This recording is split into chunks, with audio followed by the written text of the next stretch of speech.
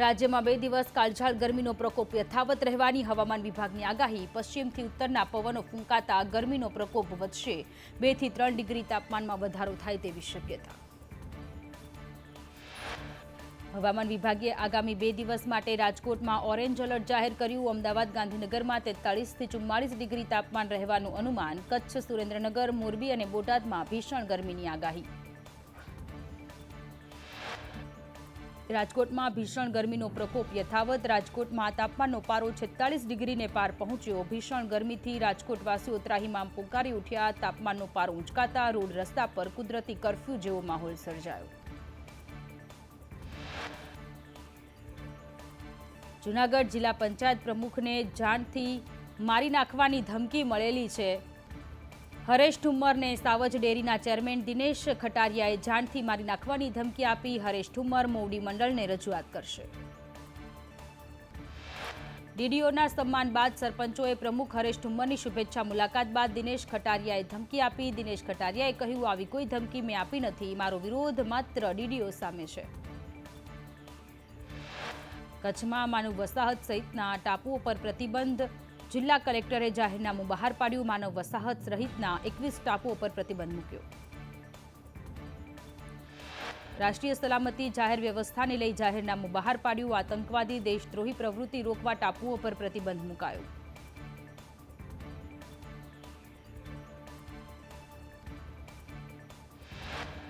મોરબી ઝુલતા પુલમાં જયસુખ પટેલ સહિત 10 આરોપીઓની અરજી રદ। સેશન્સ કોર્ટે આરોપીઓએ કરેલી અરજી રદ કરી।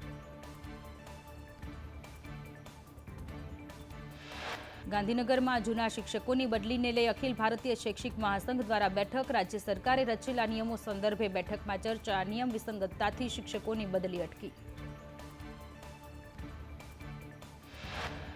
પૂર્વ આઈપીએસ સંજીવ ભટ્ટને સુપ્રીમ કોર્ટ તરફથી ઝટકો। સંજીવ ભટ્ટની આજીવન કેદની સજા રદ કરવાની અરજી ફગાવવામાં આવી। સંજીવ ભટ્ટ જામીન પર મુક્ત કરવાનો ઇનકાર કર્યો।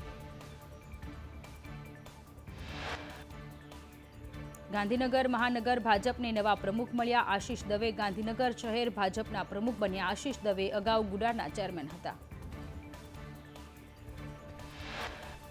પોરબંદર જિલ્લા ભાજપ પ્રમુખનું નામ જાહેર। ચેતનાબેન તિવારીએ જિલ્લા ભાજપ પ્રમુખ બનાવવામાં આવ્યા। અગાઉ પોરબંદર છાયાપાલિકાના પ્રમુખ રહી ચૂક્યા છે।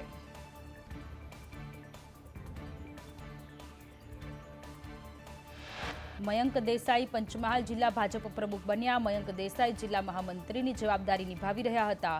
39 દાવેદારો જિલ્લા ભાજપ પ્રમુખ માટે મેદાને હતા। ખેડા જિલ્લા ભાજપને નવા પ્રમુખ મળ્યા। નૈનાબેન પટેલ બન્યા ખેડા જિલ્લા ભાજપ પ્રમુખ। નૈનાબેન ખેડા જિલ્લા પંચાયતના પ્રમુખ પણ રહી ચૂક્યા છે। 31 દાવેદારો જિલ્લા ભાજપ પ્રમુખ માટે મેદાને હતા। વેરાવળ પાટણ વિસ્તાર વિકાસ સત્તા મંડળનું વિસર્જન। જિલ્લા કલેક્ટરની અધ્યક્ષતામાં નવા મંડળની રચના કરાઈ। વેરાવળ પાટણ શહેર ઉપરાંત 12 ગામડાનો સમાવેશ।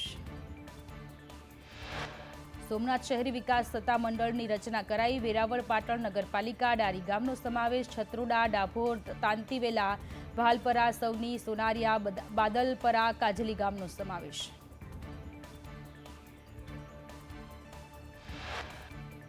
અમદાવાદમાં ઘૂસણખોરો સામે સૌથી મોટી કાર્યવાહી। ચંડોળા તળાવ પાસે આવેલા ગેરકાયદે બાંધકામ પર બુલડોઝર ફર્યું। 60 થી વધુ જેસીબી સાથે કાર્યવાહી હાથ ધરવામાં આવી। અમદાવાદમાં મિની બાંગ્લાદેશ તરીકે ઓળખાતા ચંડોળા તળાવ નજીકની ઝૂંપડપટ્ટીમાં મેગા ડિમોલેશન। અહીંથી 100 થી વધુ બાંગ્લાદેશીઓ ઝડપાયા। એએમસી અને પોલીસના ઉચ્ચ અધિકારીઓની ઉપસ્થિતિમાં મેગા ડિમોલેશન હાથ ધરાયું। 2000 થી વધુ પોલીસ જવાનો બંદોબસ્તમાં જોતરાયા તો એસઆરપીની 10 ટુકડીઓ બંદોબસ્તમાં ગોઠવાઈ।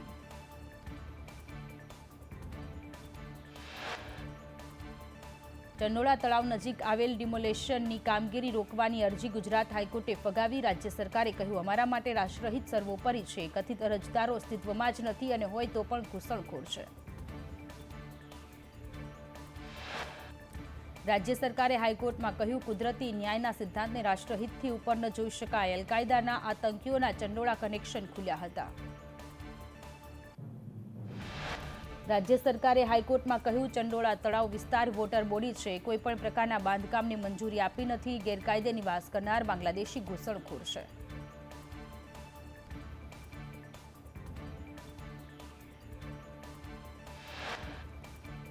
અમદાવાદમાં ચંડોળા ડિમોલેશન મુદ્દે પોલીસ કમિશનર કચેરી પર બેઠક, ગૃહ રાજ્યમંત્રી સહિત ડીજીપી અને ઉચ્ચ પોલીસ અધિકારીઓ બેઠકમાં હાજર. હર્ષ સંઘવીએ ડિમોલેશન અંગે માહિતી મેળવી.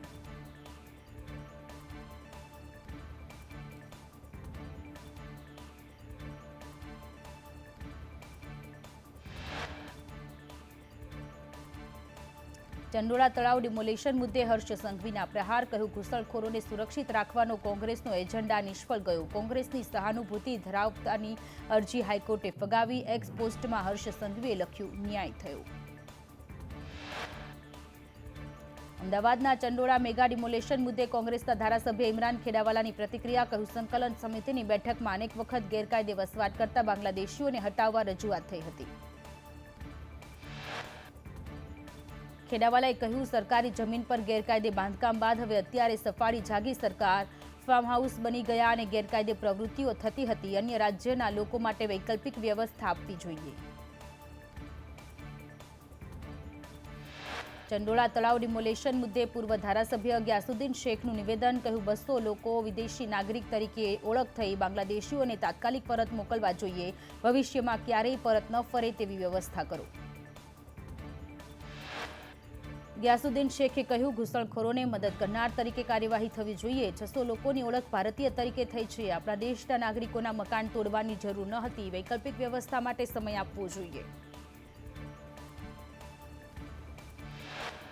ડીજીપી વિકાસ સહાયે ચંડોળા તળાવ મેગા ડિમોલેશન સ્થળ પર નિરીક્ષણ કર્યું. ડેપ્યુટી મ્યુનિસિપલ કમિશનર ભરત પરમારે કહ્યું, હાલ મોટાભાગના ગેરકાયદે બાંધકામ હટાવ્યા છે. હજુ અન્ય મકાનો તોડવાના બાકી છે.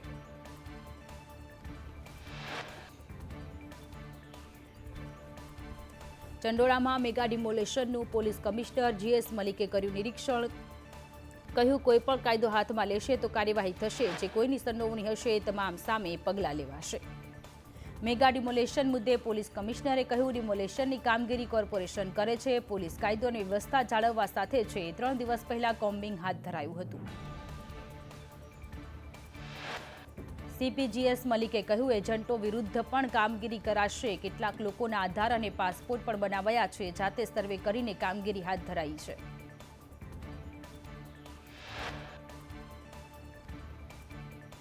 અમદાવાદના ચંડોળા તળાવ વિસ્તારમાં ગોરખ ધંધા ચલાવતા મહેબૂબ પઠાણ ઉર્ફે લલ્લા બિહારીની ધરપકડ. બાંગ્લાદેશી મહિલાઓ પાસે કરાવતો હતો દેહ વ્યાપાર. લલ્લા બિહારીના પુત્ર ફતેહને પણ ક્રાઇમ બ્રાન્ચે ઝડપ્યો. પોલીસે પ્રોસ્ટિટ્યુશન અને ફોર્જરીનો ગુનો નોંધ્યો. બંને વિરુદ્ધ ગેરકાયદે વીજ જોડાણનો પણ ગુનો નોંધાયો. લલ્લા બિહારીની ગેરકાયદે પ્રવૃત્તિઓની તંત્રને 2021ની જાણ હતી. શહેજાદ પઠાણે 2021 અને 2023માં જાણ કરી હતી. કલેક્ટર અને પોલીસને દબાણ અંગે પત્રો લખ્યા હતા.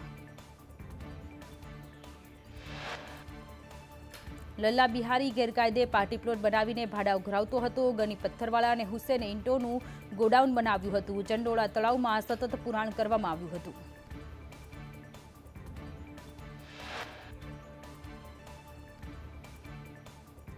અમદાવાદના ચંડોળામાં સામ્રાજ્ય ધરાવનાર લલ્લા બિહારીના ઘરેથી મળ્યા દસ્તાવેજી પુરાવા. ઘૂસણખોરોને ક્યાં રાખવા તેની યાદી પણ મળી. કુખ્યાત લલ્લા બિહારીના ઠેકાણાના ડિમોલેશનનું પોલીસ કમિશનરે નિરીક્ષણ કર્યું. કહ્યું, બધા ગેરકાયદે બાંધકામ કર્યા છે. જોઈને નવાઈ લાગે તેવું બાંધકામ હતું.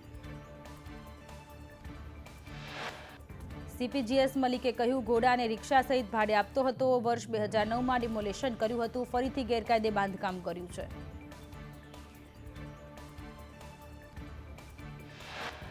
અમદાવાદમાં ચંડોળા તળાવમાં 2 લાખ રૂપિયામાં ઝૂંપડા વેચવામાં આવતા હતા. જાવેદ નામનો શખ્સ ઝૂંપડા બનાવી વેચતો હતો. ચંડોળામાં ભવ્ય રિસોર્ટ અને ફાર્મ હાઉસ બનાવવામાં આવ્યા હતા. 500 થી 2000 ચોરસ મીટર જગ્યામાં રિસોર્ટ અને ફાર્મ હાઉસ બંધાયા. ગેરકાયદે પ્લે ઝોન બનાવી દેવામાં આવ્યા. ઘૂસણખોરોએ આલિશાન બંગલોઝ બનાવી દીધા. લલ્લા બિહારીએ ગેરકાયદે બાંધકામ કર્યું. અમદાવાદના ચંડોળા તળાવમાં ડિમોલેશન કરવામાં આવ્યું. ડિમોલેશન સ્થળેથી વૃદ્ધાને જોડીમાં લઈ જવાયા. એએમસીના કર્મચારીઓએ માનવતા દાખવી ડિમોલેશન સ્થળેથી સુરક્ષિત જગ્યા પર લઈ ગયા.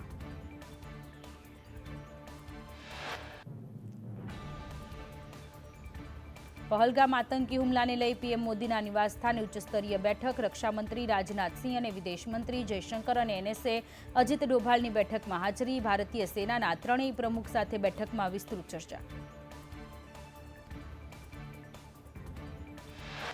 વડાપ્રધાન મોદીએ કહ્યું કે ભારતીય સેનાને કાર્યવાહી કરવા માટે સંપૂર્ણ છૂટ છે. ભારતીય સેના પર અને પૂરો વિશ્વાસ છે. આતંકવાદનો ખાત્મો કરવા માટે ભારતીય સેના સક્ષમ.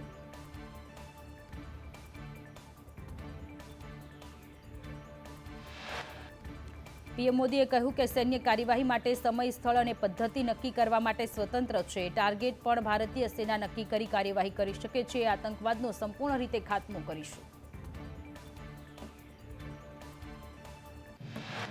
પહલગામ હુમલાને લઈ આવતીકાલે વડાપ્રધાન મોદીની અધ્યક્ષતામાં સીસીએસની બેઠક, ગૃહમંત્રી, રક્ષામંત્રી, વિદેશમંત્રી અને એનએસએ બેઠકમાં ઉપસ્થિત રહેશે. સુરક્ષાની તૈયારીઓ અંગે ચર્ચા થશે. અલ્લાહુ અકબરના નારા મુદ્દે નેશનલ કોન્ફરન્સના નેતા ઇમરાન નબી ડારે કહ્યું હતું કે ઓપરેટર મુસ્લિમ હતો, તેથી અલ્લાહને યાદ કર્યા. જ્યારે આપત્તિ આવે ત્યારે તે સર્વશક્તિમાનને યાદ કરે છે. તપાસ એજન્સીઓ નિર્દોષોને નિશાન ન બનાવે. વિપક્ષી નેતા રાહુલ ગાંધી અને કોંગ્રેસ અધ્યક્ષ મલ્લિકાર્જુન ખડગેનો પીએમ મોદીને પત્ર. ખડગે કહ્યું, આ સમયમાં એકતા જરૂરી છે. આપણે હંમેશા આતંકવાદ સામે એક છીએ. પહલગામ આતંકી હુમલા બાદ જમ્મુ કાશ્મીરના 48 પર્યટન સ્થળો બંધ કરાયા. આતંકવાદી હુમલાની શક્યતાને લઈ લેવાયો નિર્ણય.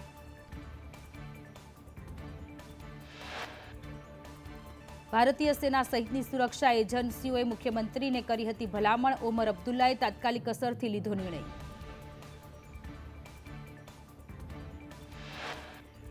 સૂત્રોના જણાવ્યા અનુસાર પહલગામમાં હુમલો કરનાર 3 આતંકીઓને સેનાના જવાનોએ ઘેર્યા. સેના અને આતંકીઓ વચ્ચે અથડામણ. સેનાએ સમગ્ર વિસ્તાર કોર્ડન કર્યો.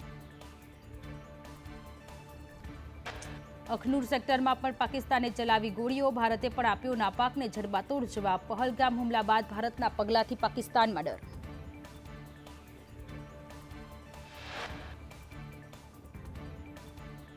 ભારત સરકારે પાકિસ્તાની પત્રકારોના એક્સ એકાઉન્ટ પર પ્રતિબંધ મૂક્યો. ખોટી માહિતી અને પ્રોપેગેન્ડા ફેલાવતા બ્લોક કરાયા. આઈએસપીઆર અને આઈએસઆઈ સાથે જોડાયેલા છે પાકિસ્તાની પત્રકારો.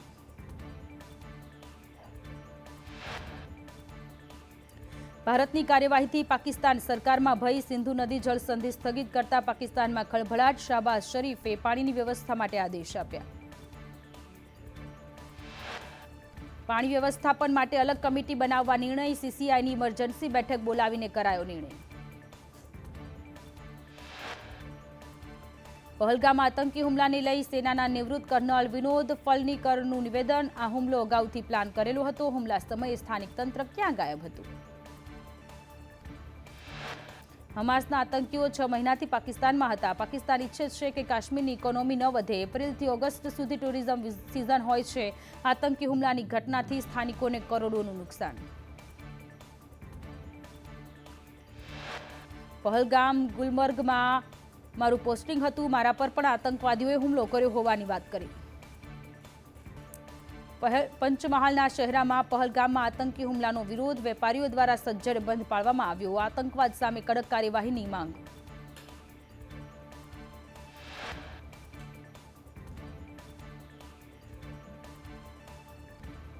ઉત્તરાખંડમાં ચારધામ યાત્રાનો પ્રારંભ. ગુજરાતી પ્રવાસીઓના પ્રથમ ગ્રુપે ગંગોત્રી તરફ પ્રયાણ કર્યું. 2 મેના રોજ કેદારનાથ ધામના દ્વાર ખુલશે.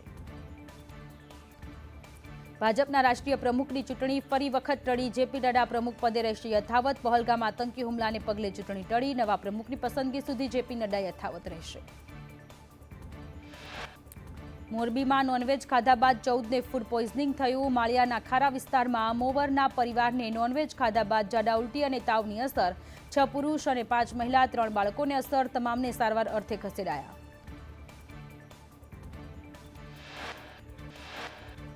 વાપી જીઆઈડીસીમાં કંપનીમાં બ્લાસ્ટથી એક કામદારનું મોત થયું. અમોલી ઓર્ગેનિક કંપનીમાં થયેલા બ્લાસ્ટમાં સારવાર દરમિયાન એક કામદારનું મોત, 2 ઘાયલ. વાપી જીઆઈડીસી પોલીસે વધુ તપાસ હાથ ધરી.